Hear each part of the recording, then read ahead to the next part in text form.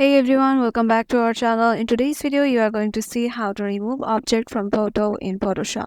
So let's get right into the video. Suppose I want to remove this object from this photo. So head over to this lasso tool, click on it and go to lasso tool and select the certain area.